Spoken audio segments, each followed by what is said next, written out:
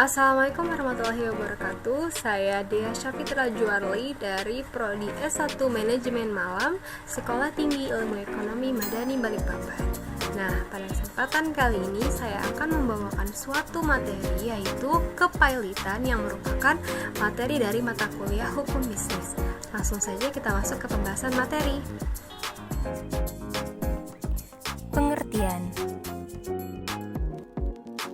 Pengertian dari kepailitan atau pailit, atau yang biasa disebut juga dengan bangkrut, ini adalah suatu sitaan umum atas seluruh harta debitur agar dicapainya perdamaian antara debitur dan juga para kreditur, yang dimana pengurusan dan pemberesannya ini dilakukan oleh kurator di bawah pengawasan dari hakim pengawas. Selanjutnya saya akan menjelaskan singkat apa saja pengertian dari kreditur, debitur, dan juga kurator.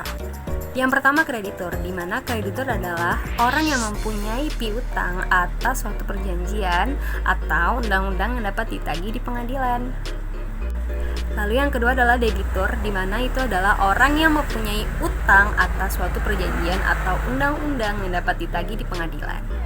Nah, sedangkan debitur pailit adalah debitur yang sudah dinyatakan pailit atas putusan pengadilan.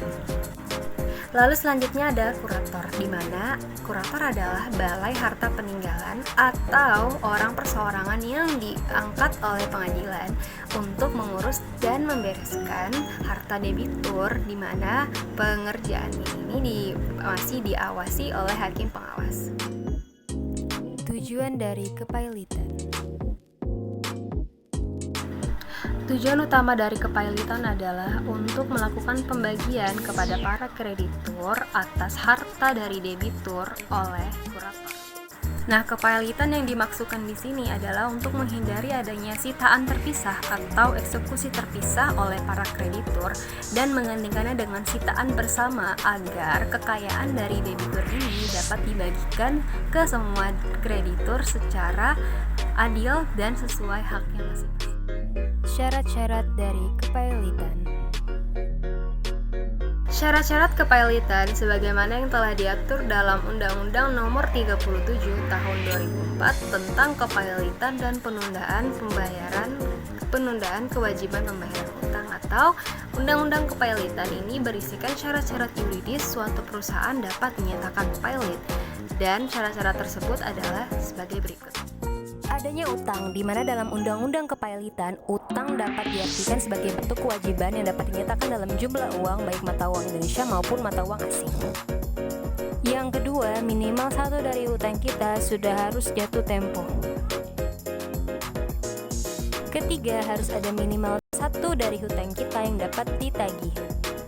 4. Adanya debitur. Hal ini harus dapat dibuktikan siapa dan berapa jumlah utangnya. Debitur inilah yang nanti akan mengalami keadaan pailit berdasarkan putusan pengadilan. 5. Adanya kreditur, di mana menurut Undang-Undang Pasal 2 Ayat 1 terdapat 3 golongan kreditur yang dapat mengajukan permohonan pailit, yaitu: yang pertama ada kreditur khusus atau separatis, kedua kreditur istimewa atau preference, dan ketiga adalah kreditur konkuren. 6. Kreditur harus lebih dari satu sebagaimana yang telah saya jelaskan sebelumnya. 7. Pernyataan pailit dapat dinyatakan oleh pengadilan khusus yang biasa disebut juga dengan pengadilan niaga. Yang ke-8, permohonan pernyataan pailit diajukan oleh pihak berwenang, yaitu yang pertama adalah 1. Pihak debitor, 2. Satu atau lebih kreditor, 3. Jaksa untuk kepentingan umum, 4. Bank Indonesia jika debiturnya bank, 5. Bapepam jika debiturnya perusahaan efek, bursa efek, lembaga clearing, dan lain-lain. Lalu yang ke-6, Menteri Keuangan jika debiturnya adalah perusahaan asuransi, BUMN, dan lain-lain. Yang ke-9, syarat-syarat yuridis lainnya akan disebutkan dalam Undang-Undang Kepailitan. Yang ke-10, apabila syarat-syarat dipenuhi, hakim dapat menyatakan pailit. Hakim tidak dapat menyatakan pailit begitu saja, harus memenuhi syarat-syarat yang telah disebutkan. Selanjutnya kita akan membahas dasar hukum kepailitan. Selanjutnya ada Undang-Undang Nomor 4 Tahun 1996 tentang hak atas tanggungan tanah beserta benda-benda yang berkaitan dengan tanah. Selanjutnya ada pada Undang-Undang Nomor 42 Tahun 1999 tentang Jaminan Fidusia. Dan yang terakhir terdapat pada perundang-undangan di bidang pasar modal, perbankan, BUMN, dan juga lain-lain sebagainya.